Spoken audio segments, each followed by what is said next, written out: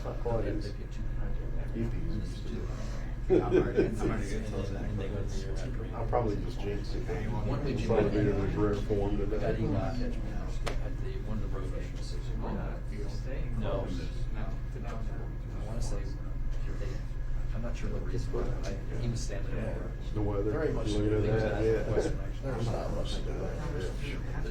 Almost every game. Pittsburgh's overrated. That would be nice. I don't know, it's pretty, that stuff. Cavernous. I don't know before. Cavernous. This is not as good. You need to try it, just to say you're trying it.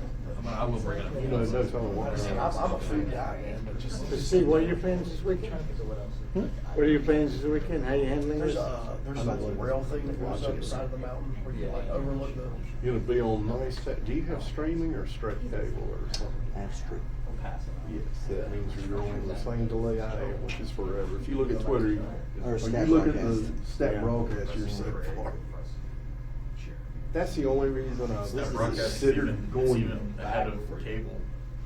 It throws me off. Yeah. I have cable. Yeah. Oh, they give me shit. The only the best one I've seen is DirecTV DirecTV is fast. The quarters come out, But I gotta get the he people. won't set anymore, right? JD's coming through. We have work from the You're sitting here for boss. 40 minutes. Stacy. Okay. He said it. I'm just joking. Yeah, exactly. It's different.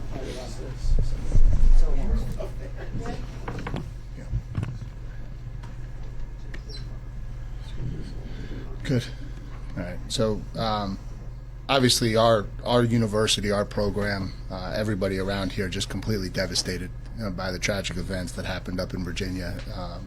Thoughts and prayers out to Tony and his staff and just that entire community, all the families, all the people affected by this tragic event. And these things run so deep and affects the entire UVA community. I think it affects the entire ACC community, a lot of high school communities, just so many people impacted by this tragedy. And so as a program, as a university, just prayers to everybody involved, and anything we can do in the healing process, we're certainly going to be there to support. And so just really, really hard times right now.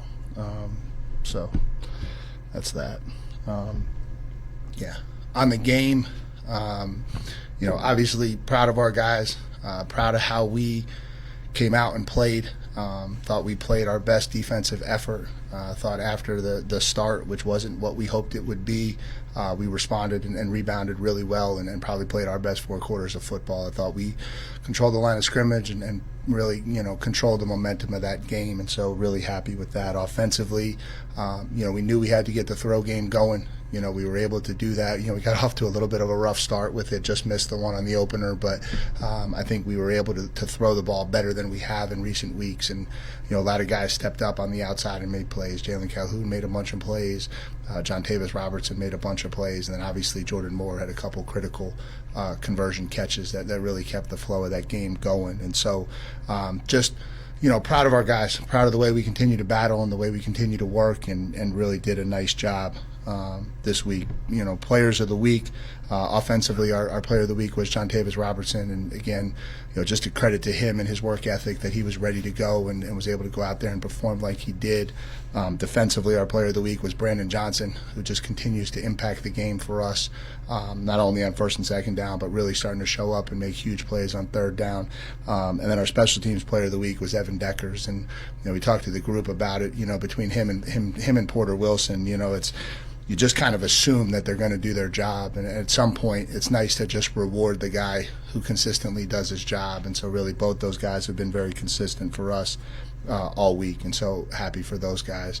On the injury front, really the only 2 things to report. We actually got some positive news on Jacob Monk, and so his procedure last week went a little bit better than we anticipated, and so he's probably more game to game, week to week right now than he is out for the rest of the season. And so that was really good news that we got last week. Again, I don't know exactly what that will mean, but it does mean that there's a chance that we'll see him again this year. And then Nicky Delmolin has a lower leg injury that he suffered towards the middle of the game, and so he'll kind of be day to day heading into the weekend, and we'll kind of see where we can get from him. Outside of that, I think everything injury wise is kind of where it is. So from there, kind of open it up to questions.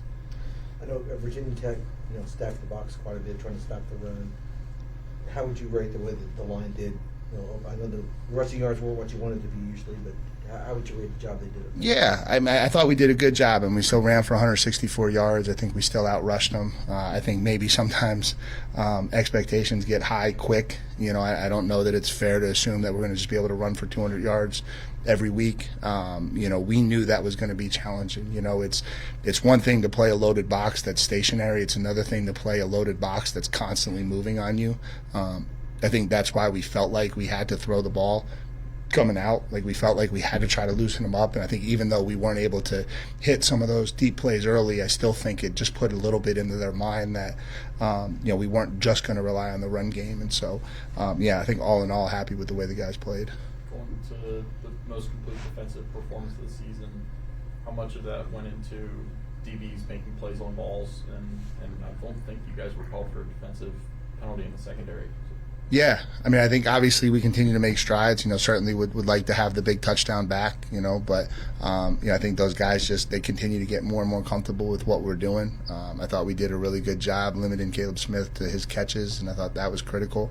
And it's an evolving process. We're still completely a work in progress as a program and as a defense, and we know that, and our kids know that. And so proud of the way they played, and now we got to just keep pushing because we got a big challenge in front of us this week. Is there as much week-to-week progress from Boston College to Virginia Tech in the secondary? Yeah, and maybe tested a little different and maybe played it a little bit different. But yeah, there certainly was progress. But again, you go back to the Boston College every week, and we keep talking about it. Like, the margins are so small, and so it looked like we played bad defense against Boston College. We were probably this close to playing a much better, more complete game. Sometimes it looks like you play great defense, and you're probably this close to not playing quite as well, right? And so that's just the nature of football. And so I didn't think we were quite as far off as the score necessarily indicated at Boston College, but definitely happy that we played better. Mike, you mentioned your running game. Talk a little bit about Pittsburgh's running game, particularly on a supposed to be pretty cold Saturday. Does that enhance the importance of being able to run the ball and stop the other team from running the ball? Yeah, I think so. But I just think when you play championship football in November, controlling the line of scrimmage is where it starts, and the team that can really impose their will on the line of scrimmage always has the upper hand, and it just forces you to do things coverage-wise. It forces you to isolate people, and so controlling the line of scrimmage is critical. Obviously, they're the team, right? They're the team that has the physical label in this league. They've been the most physical team in this league for years. They've certainly had our number from a physicality standpoint. They run the ball really well, and they stop the run. And last year that got them in the ACC championship game. And so, they're very talented, they're very physical, and it's certainly a challenge we're going to have to rise up to. Your team, going back to the spring, you've hung your hat on we're going to be the most physical team out there. From a physicality standpoint, is this the biggest challenge your team has had? Yeah, this is by far the most complete team we've played all year, both sides of the ball. They're extremely physical. They've got a very experienced, big offensive line. They're really good at running the football. They got a really, really talented defensive line and front seven, and they're really good at stopping the run. And so I think they physically are the best complete unit, both sides of the ball, that we've seen this year. So far, this team has handled expectations well, but you're guaranteed a winning season now. How do you just maintain that focus as a staff and within these guys and just, keep them in front of you? Yeah,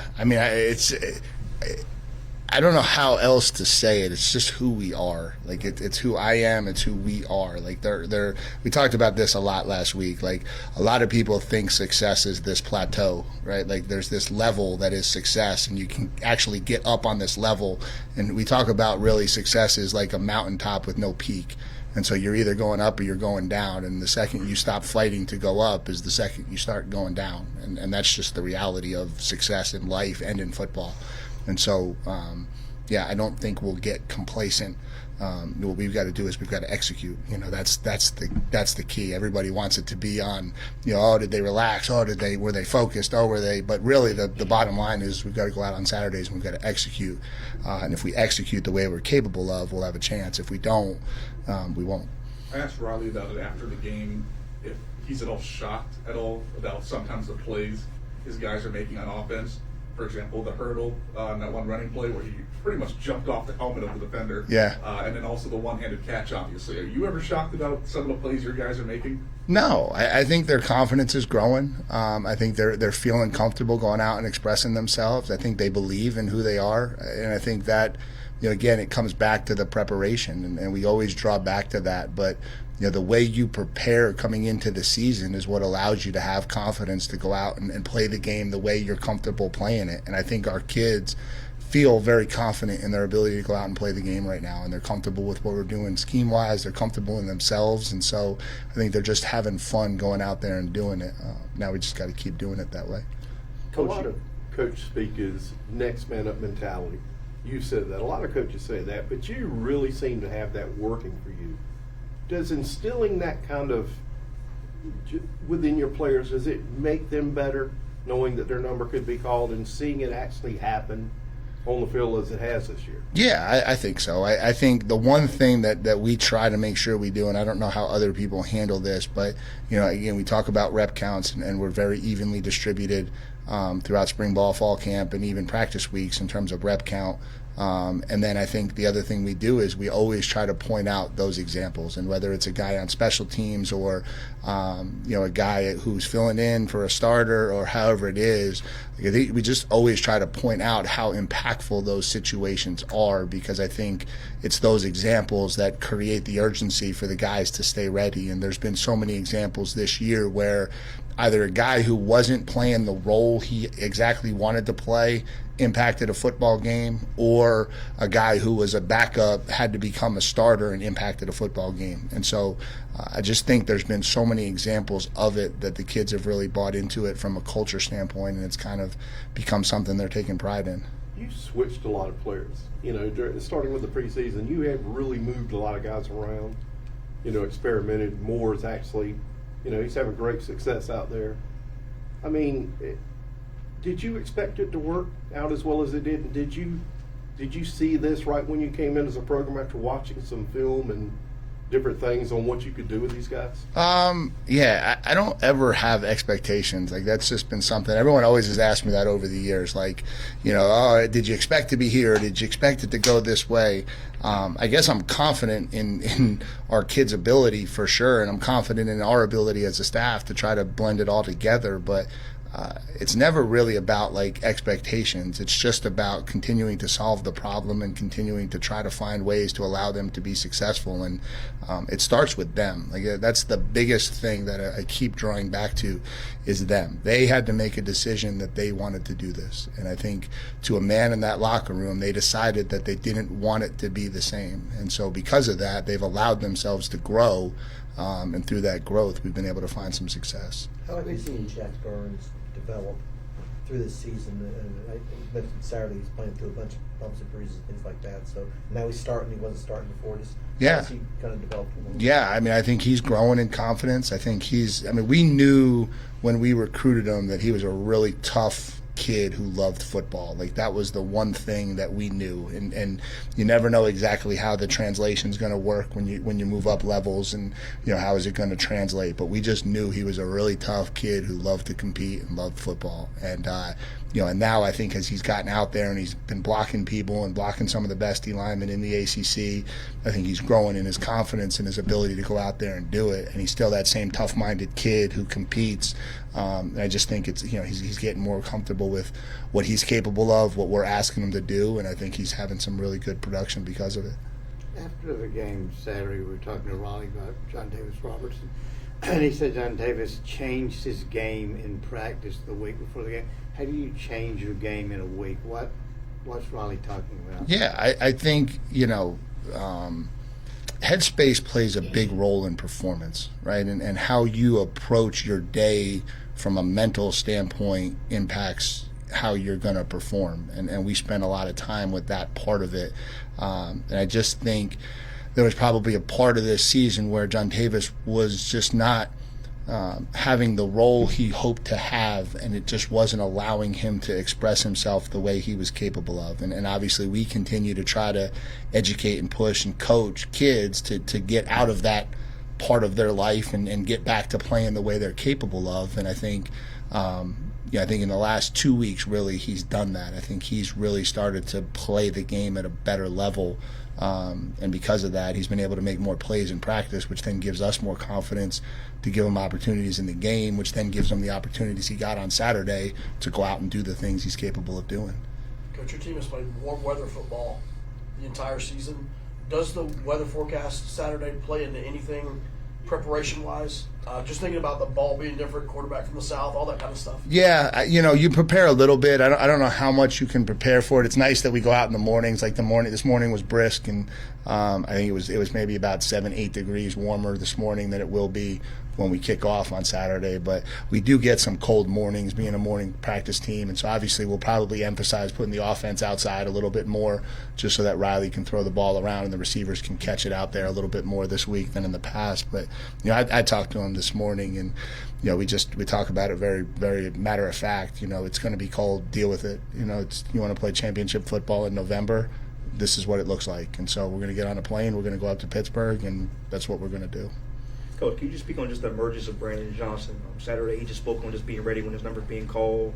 He had 2 pivotal sacks in that game. I think it was like delayed DB blitzes. Yeah. Just whenever his number's called, he's just right on time. Just speak on just the emergence of Brandon Johnson. Yeah, I mean, he's just been such an impactful player for us this year, and he was one of the kids that really, him and Jalen Stinson were 2 kids that just kind of jumped out to us during spring ball as kids who maybe didn't have a huge role last year, who really we felt like we could try to find ways to help us, and really like couldn't, I don't want to say we couldn't figure it out, but we really spent a lot of time trying to figure out the right way to position those guys. And then obviously when we got Darius in here, it kind of all came together. But Brandon, he's very smart. And so he's able to play a lot of different positions for us, and so we're able to utilize him in a lot of different ways. And I think we've gotten a really good pulse on how he can impact things, and I think he's starting to become more confident in the ways he can make plays. And so I think it's all come together really well. I think he can handle things mentally really well, and so we can do some different things with him to put him in positions. And then I think he's starting to figure out how to go out there and execute at a really high level, and certainly is impacting games every single week now. I mean, he's a major force for us in the stat sheet and in a production standpoint. What's been the biggest thing for you keeping the team level-headed? Like, you're already bowl-bound, but you don't want to stay stagnant. You want to just keep progressing week after week. I know first game of the season you said this is not the final product, but the end product will be towards the end of the season. Yeah. How do you keep your team level-headed and just keep competing week after week? I could show them any 3-hour window on social media and what can happen to you the second you take this game too lightly. I mean, success in this game, the second you take it for granted, the second you relax, like this game finds a way to humble you like in a heartbeat. And so it's not a game that rewards people who don't give it their all. It's not a game that rewards people who aren't all in.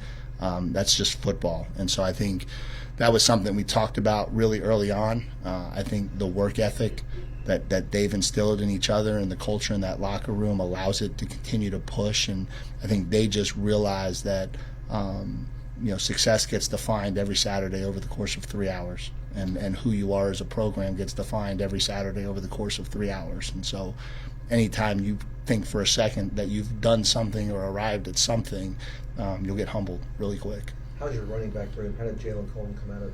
I think he played. Yeah. First game back for him. Yeah, good and probably a little rusty. I think it was good for him to get out there and get hit again. One of the hard things at running back when you miss games is like it's hard to simulate the contact. And so when you're playing week in and week out, you just kind of get used to rolling through the contact and making the cuts and the speed of the game. And then you miss, really essentially it was almost 4 weeks with the bye week.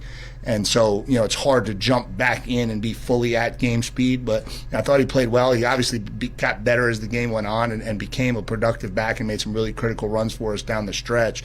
And then the best part was he came out healthy, and so now I think he's got over that. He's confident now that he can go out there and he's healthy and he can go do it. And so he should have a really good week of practice, obviously, and expect a lot from him this week. Is Jack Moore going to be able to go Saturday? Should be. We'll find out. I know you can't talk specifics or individuals, but on the recruiting front, have you gotten good feedback since you've been winning like this? And what kind of feedback are you receiving? Yeah, You're succeeding and you're able to show that Yeah, I think the biggest thing is the vibe. I think people that come here feel the vibe around the campus, the program, the locker room. I think people feel that. And so, I think when things are going the right way or things are being done the right way, or even the players in your locker room feel like the program's being run a certain kind of way, recruits feel that. And so I think obviously it's been very beneficial, the success that we've had and the mood and the culture that's been built down there. And I think recruits are certainly feeling that. Good. Appreciate you guys. Thank you. Thanks, Coach. Mike, is Polino still on board for this weekend? Say that one more time. Polino. Polino is